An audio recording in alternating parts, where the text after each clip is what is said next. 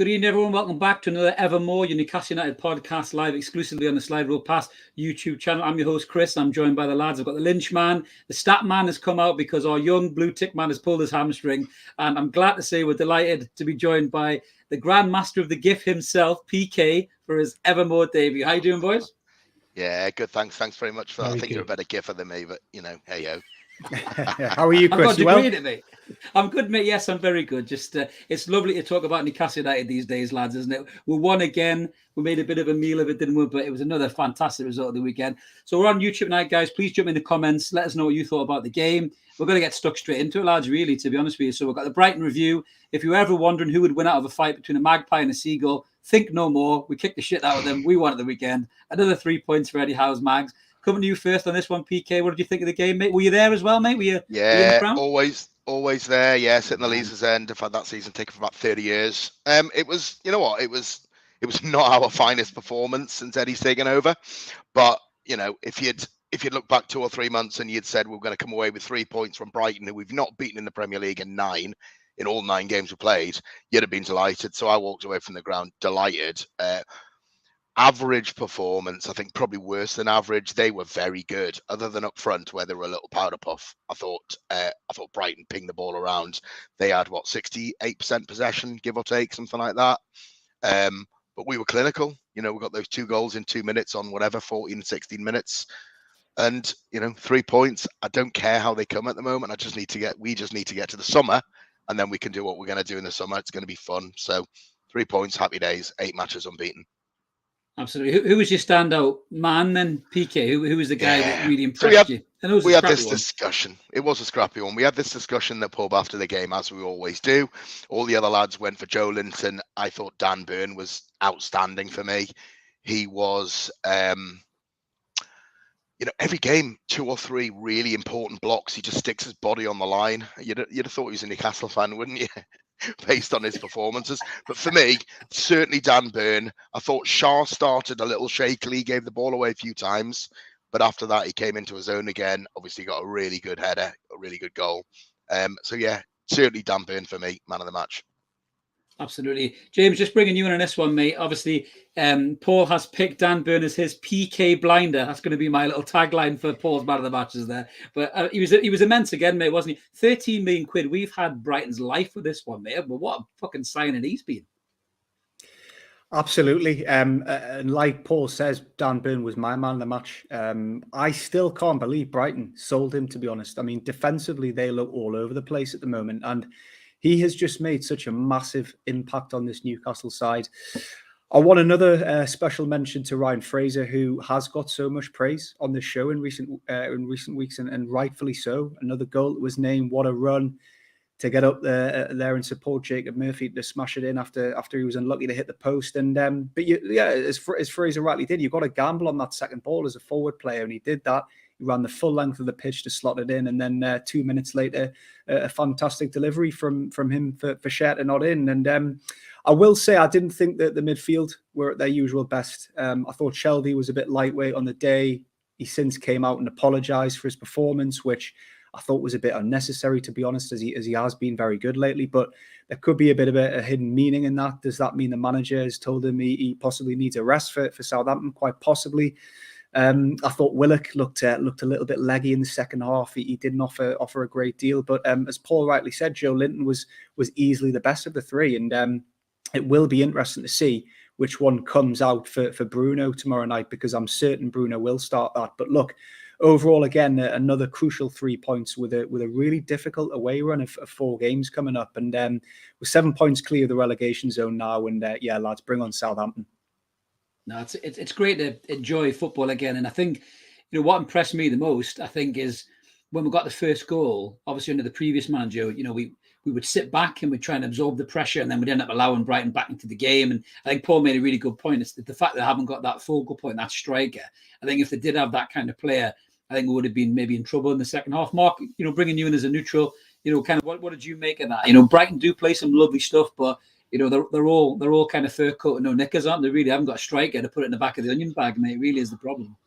Well, I think consistent striker at least. I mean, Mopai does score a few goals, but he just doesn't do it consistently, and he needs far too much to be able to put it away. I mean, they had 15 shots, same number of shots on target as Newcastle at the weekend. Clinically, they're just not there. They've not been for a number of seasons, and that's their biggest weakness.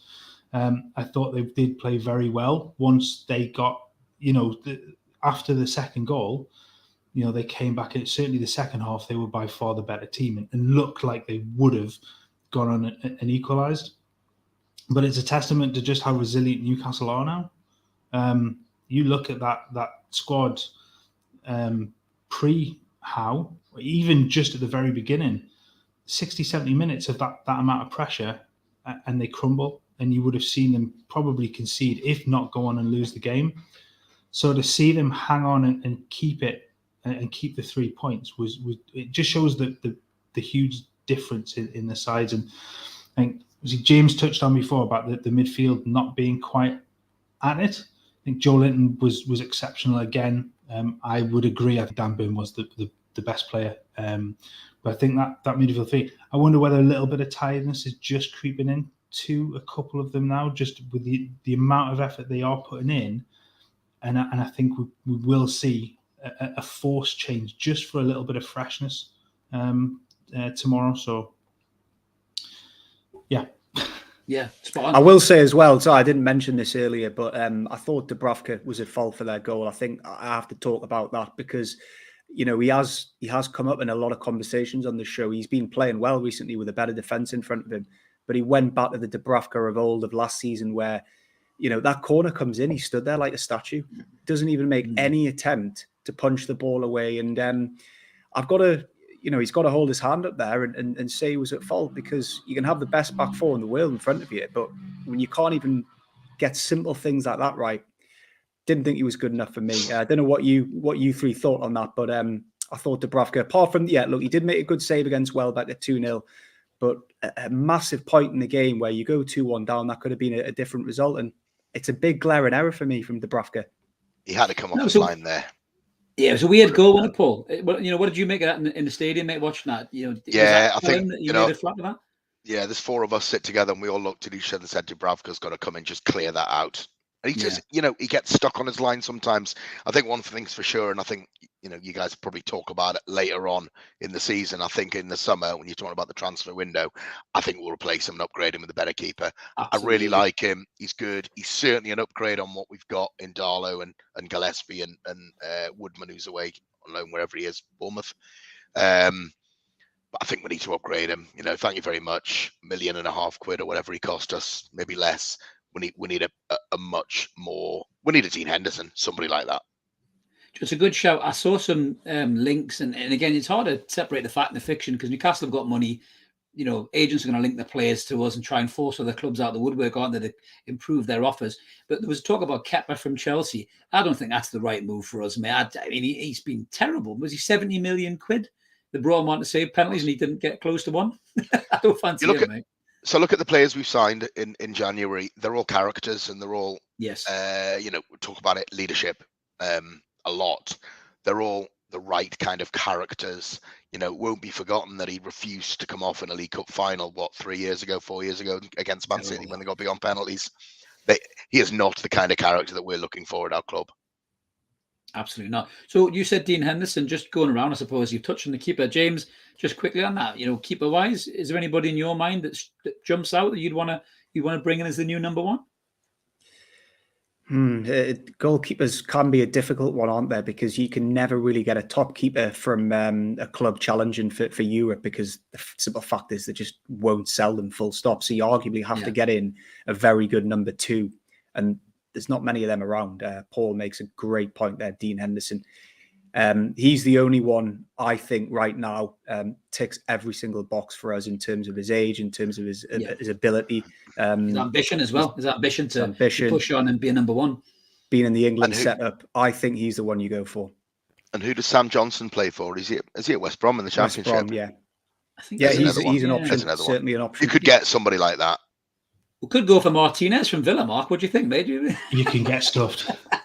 I tell you, the one that I would look at is if and we'll come on to the relegation picture, but if Burnley go down, I would be looking at Pope. Good show. Very If good it was shout. me, because very good goalkeeper. he's very much in the England picture. He's going to Should want be to number stay one, there. in my opinion. Yeah, and I think he would be the one. If Burnley stay up, then I don't think there's a cat and hell's chance of getting him. But I think if they go down, I think he would probably be my number one choice. Looking at Henderson, probably number 2. Johnson as a third. If you were going to go down that route, if you're going to look at foreign goalkeepers, I suppose there's that route you can go down as well. There are plenty around, but I think if you're going to go with that character route, that the ones that have shown the level of performance that some of the players that Newcastle have already brought in, I think they're the standouts for me, and we'll hit the ground running too. Well, just while we're on that subject, actually, it's a good segue into the next section. So there has been some talk about some new deals and some potential exit this week. So just sticking with you on that one, Mark. So the new deals were reportedly for Fabian, Schar, who's been immense really since Dan Burn came in and came next to him. And then maybe controversial to a lot of people, Sean Longstaff. So they were 2 new deals. And then there was some mention of exits. And we'll run through these in a bit more detail in a second. But just on Sean Longstaff, from your opinion, Mark, do you think both of those have deserved new deals? I certainly think Schar looks back to his best and probably deserves a new deal. He may not continue as a number one choice, but certainly deserves the chance to kind of stay and play for that position. Longstaff's a difficult one. He's a homegrown player. There are plenty of England players. Obviously, you've got to have a quota of them in the squad, but so there are plenty of those in the squad already. So it wouldn't be amiss if he did leave, and there are plenty of young players to come through too. It is an interesting one. It's funny because I do think there is a little bit like Joe Linton. There is a player there, and I think with the right amount, he's still young enough that there's the right amount of time for him to be able to take on board what Eddie Howe is teaching, and be able to improve himself over time. He started very, very well, so there is definitely talent there. And even if he is a useful backup to players that are coming in, then it sort of makes sense, especially if that new contract is of a reasonable wage and you're not going to overpay for somebody. That makes some sense. Yeah, just a quick comment there from Dan in the comments. Thanks, Dan, for jumping in there, mate. On the keeper front, Mark, obviously you're the resident goalkeeper, so he likes Zach Steffen, and obviously he makes a good point about the Americans producing good keepers. Casey Keller, Tim Howard, Brad Friedel as well was another one, wasn't he? Yeah. So we'll leave Brad Guzan alone because he wasn't quite. I forgot about Guzan. Yeah. That's a good show. He's a decent keeper, as you say there. Maybe looking bit different from where we are. So moving on to some of these other players that are leaving, I'll come to you on this one, PK. So the list of the players leaving reportedly leaving is Carl Darlow, Kieran Clark, Fernandez, Emil Kraft, Jamal Lewis, Isaac Hayden, Miggy Almiron, and Gale. Now, some of them aren't surprising, but is there anyone in there that is surprising for you? Anyone you'd be disappointed to lose? You know what? So I've always been a Miggy fan, always. But he's just, you know what? Smile. I think you're the only one, mate. I know. The more you see him, he went on that run and scored a few goals. Probably 2 seasons ago now, 2019 into 2020 in lockdown, he scored a few goals. But the more you see him, and you just think he's just a bit fake, isn't he, as a footballer? He doesn't got no end product, has he? Yeah. And he hasn't got the end product. He reminds me a lot of Jacob Murphy. So I know Jacob Murphy's getting a game at the moment, and the reason he is because he's right-footed, and Miggy suffered since Saint-Maximin came in because he took his position off him. The only place you can really play Almiron is out wide on the left because he's so one-footed and so left-footed. But that's Saint-Maximin's position. That's the position he wants to play, and that's the position he likes to play. So would I keep any of those? No. Fernandez, 3 or 4 months ago, I would have said, I'd battle to keep him. But all the words from inside the club are apparently his legs have gone now. He can't be fit. He's injured again. He's out for another couple of weeks, apparently. He's not kicking a ball, and he's injured again. So I wouldn't keep any of them. I would say thank you very much. And I would, we've spoken about Longstaff there, I wouldn't keep Sean Longstaff. I think that since he got injured, he looked like a worldie when he came onto the scene. He looked big, he looked strong, he looked quick, and he got that really bad knee injury, and he just hasn't looked the player since. Bruce couldn't get a tune out of a bloody piano, could he? But I just don't think Longstaff's good enough. And when you think about home quotas, we spoke about this on the chat, didn't we, during the week? You think about home quotas. You've got players like Elliot Anderson, who I know is doing it at League Two very well. You've got, I think it's Tom Allen, Tom White, maybe. Joe White. Sorry, you've got who? He's came on, isn't he? Came on in a cup game, didn't he, about 4 years ago? And he looked really decent, good. Didn't he? Yeah. Didn't he have Jack Grealish style socks on? I think, as memory serves, down by his ankles. He just looked really bloody quick and really direct. So if you're talking about having to keep homegrown players, I'd rather keep Matty than Sean, to be honest. I was just going to say, where does Matty sit in that equation? For me personally, I like Sean, I like Matty as well. But I think you're right, Paul. I think that Sean has really suffered from that injury, and I think Matty's got more in the locker. I really do. I'd love to see Eddie Howe spend time with Matty. Yeah, but you know what it is? I think we can't. We've accepted underperformance for so many years under Mike Ashley and our previous manager, whose name should not be named. And we've got to be more ambitious. The summer, we stay up, which we should do. The summer should be fun. We should be going for significant upgrades on Sean Longstaff's, Jacob Murphy, even the likes of Manquillo, etc. We've got the upgrade in Trippier, of course. Fernandez, we need better upgrades, and we've got the money to do it. So why keep them around because he's a local lad? I don't buy it. It doesn't bother me at all. That's an interesting point. Bringing you in this, James, I got a bit of stick actually on Twitter because we're talking about Matt Ritchie coming back from injury, and I said he should be nowhere near the squad. And I said you can't be sentimental to these players, and PK hits on that there, mate. These lads have served as well, likes of your Gales and your Clarks and people like that. It's time to move on and move up, surely, James, isn't it? If we stay in the league, which we should hopefully do. Huge clear out in the summer. This will probably be the biggest clear out certainly in my lifetime supporting this club. You could even think 10, 11, 12 could be gone. But I do want to go back to Fabian Schar, who we mentioned at the beginning. He's probably the only one out of the lot who I would love to see him sign a new contract. I mean, look, since Dan Burn has come in, Schar has been excellent. Certainly one of our most improved players under Eddie Howe, albeit he did have very good spells under Rafa. But it will be interesting to see if we do go back in for Sven Botman in the summer. As far as I'm aware, we are still really interested in. We had a club scout down at the Chelsea-Lille game recently to watch him. So if we do land him in the summer for big money, you would expect Schar to be on the bench. But if you're wanting a challenge in the Cups and potentially aim to finish in those Europa League places over the next couple of seasons, you need a big squad. And having Schar as a backup centre-half would be nothing but a positive. So look, he is 30, so you would probably get 2, 3, maybe 4 more seasons out of him at most at the top level.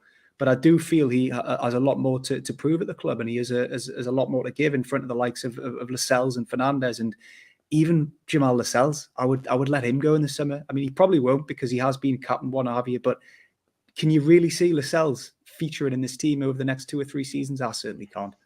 I can't. No. I think he's gone. I think his tea's out.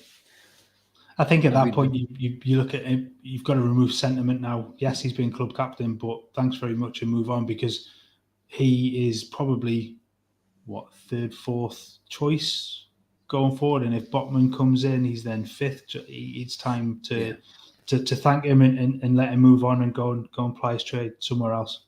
And it isn't just that as well. It's his leadership qualities has been what's kept him in the picture. Now, you've got Dan Burn, you've got Kieran Trippier, who just look like born leaders, so you're looking at them two really, and you're thinking, they're going to be starting in the starting 11. They've got the leadership qualities, they should really be the guys wearing the armband. Obviously Dan Burn is a local lad as well, but he isn't there on sentiment. As Paul says, he's there on merit and ability, really, by being an integral part of this team, isn't he?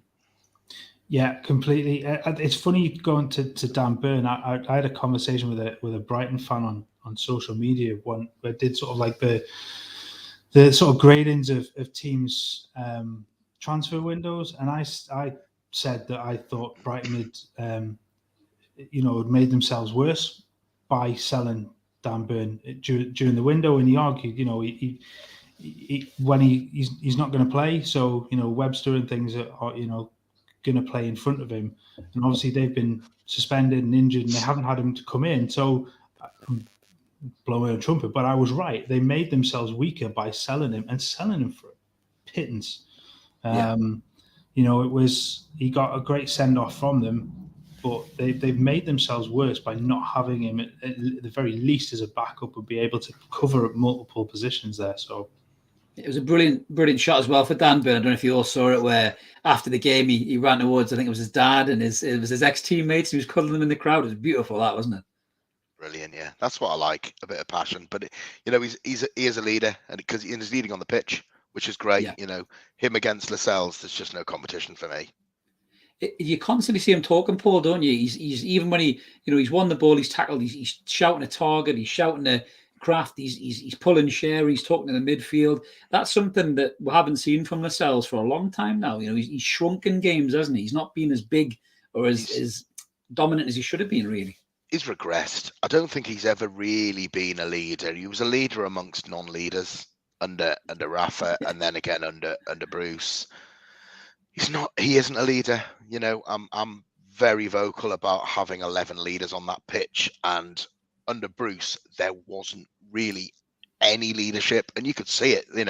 Go one down, heads go down, you've lost the game. Yeah. I think it's different now. I think you've got more leaders on that pitch, and it's vital and really important. And I think we will sign more leaders in the summer. I think you're right. That was so evident as well when we scored the first goal. We didn't just sit back, we went for the second goal, and it came so quickly afterwards because you've got that hunger, you've got that desire to kill the game off. And if we hadn't got those 2 goals in that quick succession, we might have struggled in the second half. Agreed. Absolutely. But just going back to the Longstaffs, lads. So I just want to make a comment on the Longstaffs. I mean, Chris, Paul, you both say you would like to keep Matty, which I find a little bit baffling, to be honest. And let me explain. If Bruno can't even get in this midfield right now, how do you expect Matty Longstaff and Sean Longstaff to get in? Bruno will get in this team. That's what I mean. Bruno will get in this team, but Bruno's twice the player Matty and Sean is. But you're saying you want to keep Matty. I mean, yeah, if you're talking about homegrown players and you're talking about squad rotation and you're talking about, I'm not talking about fighting cups and 3 fronts next season because, that's a little bit premature, but it's a long season and hopefully we'll go further in cups. I would rather play Matty from the start than I would Sean. I just don't think Sean is quick enough or good enough or has an eye for a pass or has an eye for a goal. And I think Matty has all of those. We haven't really seen enough of Matty. Bruce bigged him up. They were worried about his weight. He'd lost a bit of weight because he was ill, I think, at one stage last season. So they need to beef him up a bit, stick some muscle on him. And I think he has the makings of a good enough squad player on relatively, I guess, medium wages, which probably doesn't matter too much to us now, which are great. I think he's a better footballer than Sean. Just my opinion. I think Sean will go in the summer. I think he'll go on a free. Yeah. What are you, 24 now? I think the likes of probably an Everton, Burnley, Watford, or possibly even someone like a Brighton would take a punt on him. He's going to cost you nothing. Yes, he'll probably get a sign-on fee, but to be honest with you, I think if he does go in the summer, which I do think he will, I can't see many Newcastle fans being sad to see him go. No, just on Matty as well, just to probably back up what Paul was saying there as well, James. When Matty first broke onto the scene, that was his raw ability. That game against Manchester United, and even you saw, I think, the Chelsea game or something afterwards. He did like to go forward. He did like to get on the edge of the box before we signed Joe Willock, who obviously became that player. I know he's gone on loan to Mansfield. He's got a couple of goals already. So he sniffs out that chance, and I think Eddie Howe has shown his ability as a coach to get the best out of a player, to see what they're good at and develop that skill, where Bruce completely lacked that. And I think when Matty came in, I think Bruce tried to make him a holding midfield, and I don't think that's his game. I think his game is more to push on, to get on the edge of the box, to sniff out opportunities. And he's got a strike on him. We've seen that. He's got the ability to score a goal. So I'd quite like to see him. If there's a choice between Sean or Matty, I'd quite like to see Matty stay in the picture. And as PK says, maybe playing the cup games, maybe be there, to come on for the last 10 minutes or so to give Bruno a rest or give Willock a rest or whatever it may be, because it is a long, hard season. And certainly the way Joe Willock plays, that energy, back to back, he's going to need someone to cover in for him when he's injured or when he's flagging in games. And I just quite like to see Matty there. But I do see your point, James. If we're going to upgrade massively in the summer, quality-wise, like a Jesse Lingard or something like that or whatever, then, there is a shout to say, is he worth keeping? Do you know what I mean? So, yeah, absolutely. Yeah, and look, there are arguments for that, and I can see what you're coming from, and I do appreciate that the point of Eddie Howe does make players better. He's proved that with Joe Linton. He's proved that with the whole midfield. So yes, would like to see him do some work under Howe, but I just can't see him getting a big enough or a long enough run in the team to show what he can do in and out of cup games. Is that really what you want to be doing to further your career? I just think, look, he's a local lad, and I love that, but if I'm him, I want to be playing football week in, week out, and I just don't think he gets it at this club anymore. I can't disagree with that. I think, depending on how we're going to upgrade in the summer, you get rid of a lot of them, don't you?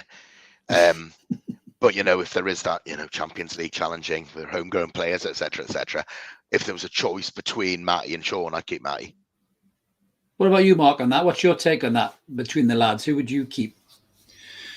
Well, I think I said it earlier on, didn't I? I think of the two, Matty has the highest ceiling.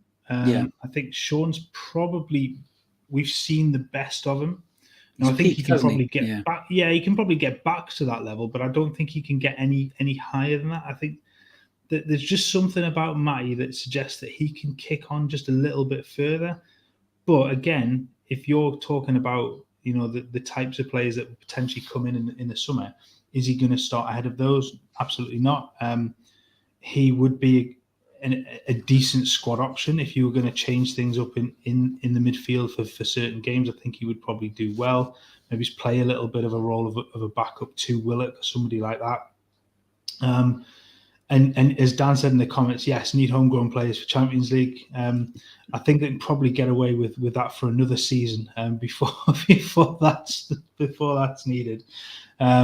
And there's plenty of young ones underneath that you could put in the squad that will be adequate as well. So, but yeah, I think definitely Matty's the more talented of the two. I think would be the one personally, and again, my opinion, I would keep over Sean. But it's funny, I could probably see them both leaving, as Dan said. I think it's just one of those things where they're going to want to play, and I just don't think they're going to get enough game time with cup competitions and stuff, especially with the types of players that you're going to bring in. It's interesting though, because just before we leave the subject, move on to the next one. The Longstaffs get all the headlines, but as PK rightly says, Elliot Anderson's the one going under the radar. He's a hell of a player. He's got some real ability, and I'm keeping an eye on him at Bristol Rovers. I work with a Bristol Rovers fan, and they're absolutely smitten by the lad already. He's shown some real quality already. So that's my one in-laws. Keep an eye. My in-laws are all Bristol Rovers fans, and they said he's absolutely pulling up trees there. What I don't understand is why he wasn't given opportunity against Cambridge in the Cup. Ideal opportunity to showcase his talents. Ideal, and he went pretty strong in the Cup, did he not? That backfired somewhat. I think we would have won that game if we'd played some of the reserve players. That seems like a million years away now, doesn't it, PK? The Cambridge game, mate. Absolutely. Million years away. Yeah, we've got a good comment there from Mike. Is that Mike Longstaff, Michael? We will be aiming a lot higher than the Longstaffs. They mustn't have shared the puddings at the Christmas dinner. We'll be aiming a lot higher than the Longstaffs. Otherwise, I would be concerned. Yeah, I think that's pretty similar to what James was saying as well, Mike. I think, mate, to be fair. So just moving on to the next subject, guys. A very interesting one. Are we safe, and who is for the drop? So just before we get stuck in that, we've got a couple of slides just to pull up. A beautiful slide of the Premier League table, right up to 10th place in Crystal Palace there. So this is an absolute transformation from where we were previously. We're sitting on 28 points. We're 7 points clear of the relegation zone. There's a lot of other teams in trouble below us. Everton as well, or Scouse Mackhams, as I like to call them, in real trouble with Frank Lampard. Obviously, Leeds have just changed their manager. Brentford as well. They had a good result the weekend. So just looking at that, and then this is our remaining fixtures. Before we get into this in a bit more detail, as we can see, there's a couple of stinkers in there, especially towards back end of April, where we've got Liverpool and City back to back, and Arsenal after that as well. But starting with you first on this one, Lynchman, because I know you're keen to talk about this. Are we safe, mate? And who is your for the drop? Yes, I think we are safe now. Listen, it would take a monumental collapse for us to go down after the recent run we've been on with 18 points from the last 8 games. I don't want to get too ahead of myself because we do have some tough games coming up, especially the Chelsea and the Spurs away games. But even if we don't get anything out of them, I fully expect us to beat Southampton and Everton, and I think that'll rubber stamp it. There's easily 3 worse teams than us in the league. Norwich are guaranteed to go down. They just won't get out of it. Watford, in my opinion, are done as well. But that third team is very, very difficult to call. And if you go on the current bookies odds, they believe it'll be Burnley, and the bookies don't usually get it wrong. However, I do think there is a compelling argument for either Leeds, Everton or Brentford. And the interesting one for me is Everton. They were hammered on Monday night against a very, very out-of-form Spurs team. And there's even talks today that they could face a points deduction after breaching financial fair play rules. So, and reporting several losses. So if that is, or that would be the case, then they would certainly go down. And I think Brentford winning on Saturday will probably be enough for them to stay up. Ivan Toney, but now he's starting to find a bit of form. Got a hat-trick, and I think with Eriksen, he can win games on his own. So I think they'll be okay. Leeds with a new manager. They look a bit more solid against Leicester defensively. And obviously Bamford back now is a massive bonus for them. So I think they'll be okay. And of course, Burnley have Sean Dyche, who knows exactly how to get the best out of a team in a relegation fight. So overall, just to sum up, if you look at it like that, I think it'll be Norwich, Watford and Everton. But I think it will go down to the last game of the season. And interestingly, we play Burnley away that day. Brentford play Leeds, and Everton have to go to Arsenal, who will probably need to win that game to guarantee top 4. So on that basis, it doesn't look very good for Everton, does it?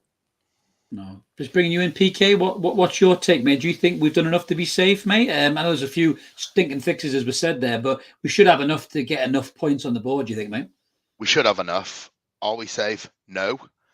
Were we one of the bookies' favourites to go down 8-9 weeks ago? We were long odds on to go down, so things can change very quickly.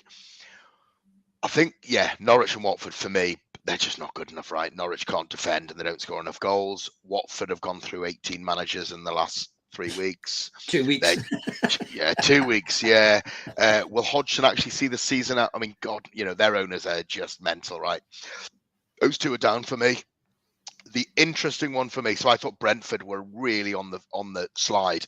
Before we played Brentford in-house, first home game, wasn't it, when we drew 3-3 with them? It was, when he had COVID, yeah. They'd lost 5 or 6 on the hoof. We played them again. They'd lost 6 on the hoof, I think. I think they won. Did they win it? They beat Norwich, I think. Did they not? Yeah, they did. The weekend. Yeah. So are they 3-1, clambering? I don't know. Or will they go on another bad run? They've got a very small squad, and it's tough in the Premier League, and confidence is difficult, and they haven't had people there to get them out of it. Will Burnley go down? I don't think Burnley will go down. Actually, I think they've been on the cusp for quite a few years, but I think they've signed a reasonable striker in Weghorst that might just keep them up. So for me, I can't see Everton going down, right? I watched that game on Monday night and they were shit, right? Allen and Doucouré are pedestrian in that central midfield. Van der Beek didn't want to join a relegation troubled team. So, hashtag free Donny and all that rubbish. Whoops. But they looked dreadful, right? But I still think that Calvert-Lewin and Richarlison will score enough goals to keep them okay. So I think it's a battle between Brentford and Leeds. Still think that Leeds have fired their manager and brought in Ted Lasso or whatever the chap's name is. I'm doing him a disservice, right? I don't know. He did okay at Salzburg, maybe. Did he have 6 months at Leipzig? I don't know him. I don't know why they've hired him. I don't know what credentials he's got. They lost, 1-0 at the weekend away to whoever it was. I can't remember. Leicester. I think it was Leicester. Yeah. I know they've got Bamford, who was on the bench, but Bamford doesn't look like the kind of striker that can come and hit the ground running. He's big. He's a bit lumbering. I think it could take him a number of games to get back up. They haven't got enough goals, and they leak goals like Billio. So for me, it's one of my best pals will not thank me for this as a Leeds fan. It's Watford. It's Norwich bottom, Watford second bottom, and Leeds third bottom to go. That's a fair shout, mate. I don't think anyone could disagree with that. We've got some comments coming in there. So Mike said Everton will go down, as James said, because they're breaking the financial fair play. That's an interesting one. Mark, just getting your take on your bottom three before I give you mine. Again, starting with Newcastle, mate. Do you think we've done enough to be safe now, or do you think it's a bit premature to say that? And who is your three to go? You've always got to be very careful, haven't you? So Yeah. I think you've opened up enough of a gap now to suggest that there is safety there. I can't see for a start, I can't see Burnley overturning that 7-point gap with the games that are left this season. I think, Norwich are done. Watford, I think, are done. That next one, take away from financial fair play issues and potential points deductions or whatever, Everton have a really difficult run-in. If you look at Brentford, for example, Brentford play a lot of the teams down there. So they've got the potential to pick up points and deny, more importantly, the other teams around there the ability to pick up points and close the gap. Everton really only play, they've got Watford's... Watford and Brentford. Everybody else is pretty much top half. So Everton have got a really bad run, haven't they? They've got games in hand, but it's fine having games in hand, but you've got to win them, haven't you? They've got, and I don't think they're winnable games for them, even with Richarlison and Calvert-Lewin. I don't think they will score enough to overcome those games, and that could be the serious problem for them. Just a point there. Sorry, just a point there that Mike had said that they'll get a points deduction. I was reading today that Premier League won't come to a decision till the end of the season. So I don't know if you can, I don't know how much hell on there's going to be over the summer if this comes to a head. But I just don't see them deducting points from them. I think it'll be some kind of transfer window back. Well, there's no point fining them. They've got no money, right? How are they going to pay it? Let's just put them more in the crap. True. I think some kind of... A bit like what happened to Chelsea recently, a transfer window. Transfer embargoes. Yeah. I'm not a lawyer, so could it be a couple of transfer window embargoes to allow them to have a fire sale to right it, which potentially means next season they could be right in the crap. But this season, I don't think they'll points deduct them. They're a bit of a darling Everton. Derby recently have had them. I mean, I know it's slightly different circumstances, but just because they're in the Premier League doesn't mean they're exempt from points deductions. If they've broken rules, then surely they have to be docked points. Let's go back to... They're not media darling Everton, but, found a member of the Premier League. They've never been relegated. They've skirted with a little bit. Premier League wants those kind of clubs in there. Do they want the smaller? I don't want to call them the smaller clubs, but if it was a Norwich, would they think twice about points deductions? I think they'd think harder about it with the likes of an Everton. Just personally. Yeah, Stu's got a good point there as well. That the defensive personnel with Everton. I mean, Mark, just finishing up on your bottom three there. We did the pitch patter on Monday after they got absolutely humped by Spurs, and Holgate was absolutely shit. I've played with better pub team defenders than that. He was dreadful. Yeah, they are very much a championship back four, aren't they? I mean, they were absolutely, and that's probably doing a disservice to championship back fours. They were absolutely dreadful. I do think they will go down. It's Burnley have got a better run in, and I think they will. That they're close enough that they will pick up more points in Everton anyway. I think the introduction of a new manager at Leeds, the return of Bamford will give them a boost. I think Brentford have got enough games left where they can pick up enough points to keep themselves out of it. Newcastle are far enough away. I do think it's going to be Norwich, Watford, and Everton that will go down. Oh, well, it's interesting just to finish on my three with Newcastle. Yeah, I don't think we can say with confidence we're safe yet, but as Mark says there, the gap's big enough. We're playing well. I just think the discipline and the structure and the organisation Eddie Howe has brought to this side, I can't see us slipping into that relegation picture anymore. I think we're looking upwards, not downwards. Everton are an interesting one. They remind me of us under McLaren when we went down. And even when we went down with Michael Owen, et cetera, a team full of really good individuals, but as a collective unit, just dreadful. Can't play for each other. No idea what each other's meant to be doing. All over the place. And that's what Everton remind me of. They're dropping like a stone. I think they brought in an inexperienced manager. They should have brought in someone like a Roy Hodgson. That's what they should have done. Somebody who knows the league, somebody who would have known how to get them structured enough to stay in the league.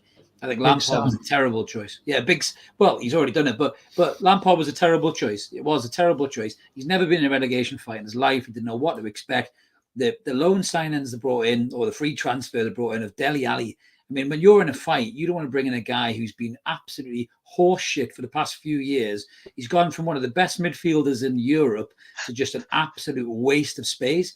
You don't want him in a relegation fight. We definitely dodged the bullet there with him. 100%. I mean, Dele Alli couldn't carry Joe Linton's fucking boots to the car. He's that bad. Do you know what I mean? Talk about signing characters. Exactly. He is no character. He's an ego.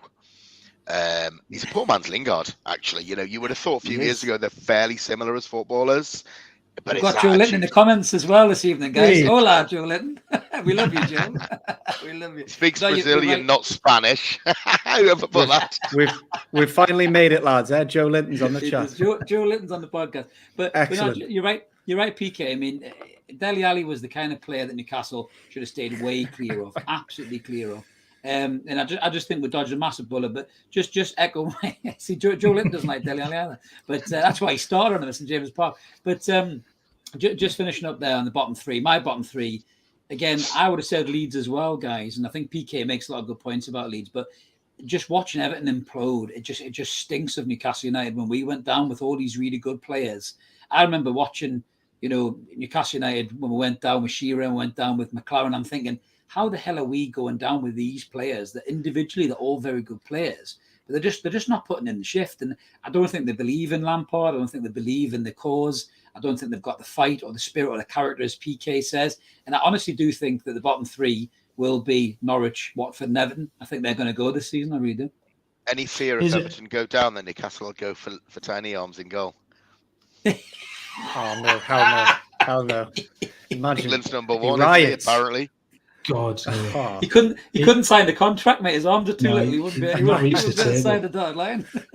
Here's a question, because the debate was going on the other day. If Everton went down, would they be the biggest side that got relegated from the Premier League? I read Possibly. But West Ham. There's an argument. West Ham went down a few years ago. No one said they would. Yeah. European champions. We got relegated. Nottingham Forest, double European champions. They got relegated. So Everton are in the. Yes, they've got a rich history. I think their trophy count is a little behind ours. So I'd have to say no. They are a big side, and you're right. They're a founder member of the Premier League. They've never been relegated. It would be a shock. But yeah, I'd say no. Mike made a point on the comments earlier that Premier League would be accused of favoritism should Everton not be deducted points. I mean, there's a lot of favoritism from the Premier League to unnamed clubs. Allegedly, I better say that. There was no points deduction for Chelsea. So have they set precedent by not giving out points deductions before for that? Yeah, I mean, I know the Chelsea situation was different because it was poaching youngsters, wasn't it, from other clubs, sticking them in the academy. So slightly different, right? But I can't see it. I can't see them deducting points. Situation with Everton, it's about posting consecutive losses, in terms of huge losses, not just small losses. It's massive amounts of money, monumental ones. So, but if they don't go into administration. Yeah, if they don't go into administration, that's where you get your 10-point deduction, isn't it, automatically? Absolutely. They've got the added problem that I was going to say. They've got the added problem that one of their, their money men is a Russian, so they have the issue that they're not going to be able to utilize his. Is it Usmanov? Am I thinking? Is it Usmanov? Yeah.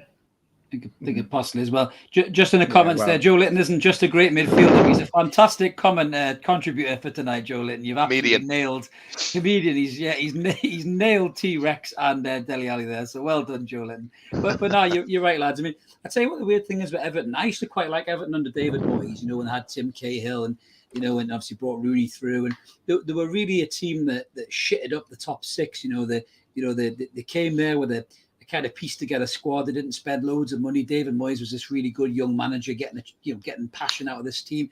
But they've become, ever since they got this money, and I hope we don't become this way, and I don't think we will, certainly with the way we're building so far.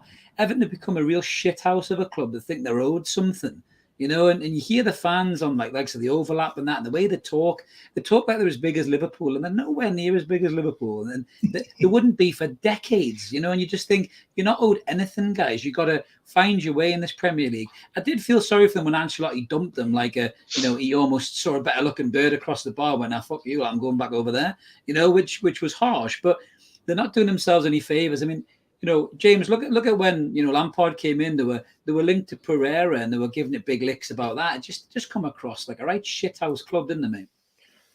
I mean, you could do a whole show on the downfall of this football club. But you're right. There's just massive mismanagement from top to bottom. And you look at the transfer market and what they've done in the transfer market, some of the worst signings in recent memory that I can think of.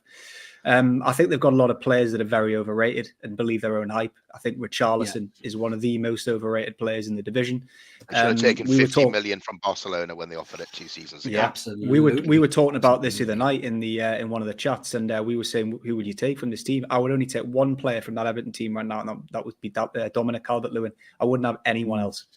They're a championship team, lads. They are a championship team. I think I'd take Anthony Gordon, actually. I think he's got a huge amount of promise. But yeah, of their bigger name players, none of them are good enough. Michael Keane has got England caps, and he is shit. Oh, he's on Harry Maguire level of how many ricks? How many ricks does he? Own goal after own goal. Michael Keane. It's no form. This is an ex-England national as well. Crazy. Yeah. But guess what's great? We spoke about this on Monday, and I genuinely do not understand how he's ever got in the England squad, because I just don't think he's anywhere near good enough. Yeah, he's not. But guess what's great? It's not our problem. Yes, absolutely. That's a great way to end that, PK. Thank God we're not going through this shit. And I think Rafa's somewhere laughing, collecting his accumulator when Everton go down, because I think he put a slide bet on before he got that job. So just moving to the last topic of the night, guys. I'm going to come to you first in this, PK. So we've got a little bit of a Southampton preview. I'm on with young Dan on Thursday night live, so come and join us, guys. We're going to talk about the game straight after it. But just looking at you, PK, how do you feel going into the Southampton game, mate? Are you confident, mate, or do you think that's going to be a tough one? James is supremely confident. I'm not quite as confident because I've done a bit of research on Southampton, and they're unbeaten at home since September in the league. Ooh. I go 1-1, and that's my arse very much being splintered. I think that they're a good team. I think that they've got some game changers like Brozier, like Ward-Prowse, who for me, Ward-Prowse I would break the bank for in the summer. I think he's outstanding, and he's far too good for a Southampton, and that's doing them a disservice again. But they're a selling club. They always have been since they got back to the Premier League. They've sold umpteen players. They all seem to sell for 20 million, but Ward-Prowse is a 50-60 million pound central midfielder. And I'm a bit nervous about them. They've got pace, they've got power, they seem organised. At home, I know they took a hoiking off your team, Mark, on Saturday. I think they're a different beast at home, and if we come away with a 1-1 draw or a 2-2 draw, a 3-3 draw, I'll be mighty happy with that to keep the unbeaten run going before we get stuffed at Chelsea. Good job, Lynchman. How are you feeling going to Sorry, just to finish, it's a barometer of where we've come, Southampton, because they're the toughest team we'll have played so far in this run. Absolutely. And Mike says there, just before you get into it, Lynchman, he says Southampton have got 3 key players missing through injury. I'm not sure who they are, if that's accurate, mate. But does that change the dynamic, mate, if they're missing 3 key players? Yes, it does. And just to reiterate what Paul said about how I'm feeling, I think we win this. I'm saying this on every show we do right now, to be honest with you. Until we lose, I'm going into every game thinking we've got a good chance of winning. Look, the Chelsea one might be slightly different, but in terms of this one, I think there will be changes. I think we'll have to make changes. I'm certain Bruno will get his first start for the club. I think Shelvey will come out, as I mentioned earlier. Maximin should start over Murphy, who, let's be fair, will consider himself unlucky to miss out. But you have to play SM when he's fit. I think Manquillo will probably come in for Kraft, who again hasn't been terrible lately. But I think it's time to bring Manquillo back in. I would be surprised if Schar went with the same team again. The argument being, he wouldn't change a winning team. like he hasn't done recently. And it wouldn't surprise me if it was the same team saying that. But what I would do and what I think Eddie Howe will do are completely different things. And who am I to question him at the moment? I just wouldn't. But as I say, I think we win. I think we are in great form. We've got a good rhythm. All players are rowing in the same direction. And we're really difficult to play against right now. I think it will be a similar game to how we played against Brighton. Talk about stats there, Paul. Very, very good stat. I didn't know that Southampton have been unbeaten at home since September. But another stat going into the Brighton game was we'd never beaten Brighton at home in the Premier League, and we've just gone and beaten them. So their stats are there to be broken. I think Southampton will have a lot of the ball for large periods, but we can get them on the counter attack with the pace of Fraser and whether it's ASM or Murphy. Whoever Eddie Howe goes with, I think we win this game 2-1, and I fancy Bruno to get his first goal for the club. Good shout, good shout. Thank you very much for that comment, Chris. We really appreciate it, mate. Please like and subscribe if you haven't already, buddy. We're really trying to break that 200 mark. So yeah, it'd be great if you guys can subscribe. Yeah, Mark, coming up to you on that, mate. Obviously, it is a tough game. You're a neutral. You guys have battered Southampton, as PK rightly pointed out, mate. Do you fancy Newcastle's chances, or do you think it's more likely to be a draw here? I think PK had it nailed on. They are very, very difficult at home, and they will be a different animal. Tomorrow, it's wounded as well after that performance, because they were pretty poor. I mean, they kept the ball very well. I think they were 60% possession as well, and created some chances, but I think they only had one shot on target. They allowed Villa to break into them very, very easily. They couldn't contain that midfield sort of diamond, and that was their downfall. The two up front had a field day finding space, and that was key.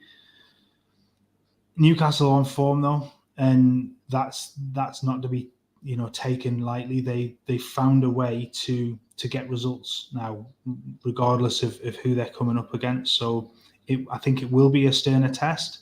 I think you're possibly right. It might be a draw, but it will be a good draw rather than scrambling for something at the end of the game like we possibly would have seen before.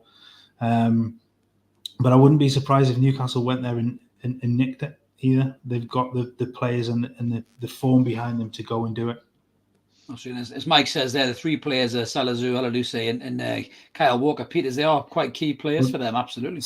Salazar is prone to a few mistakes. He had played well, but he is prone to mistakes. Kyle Walker-Peters would be a big miss. He's been steady for them. Played very well this season.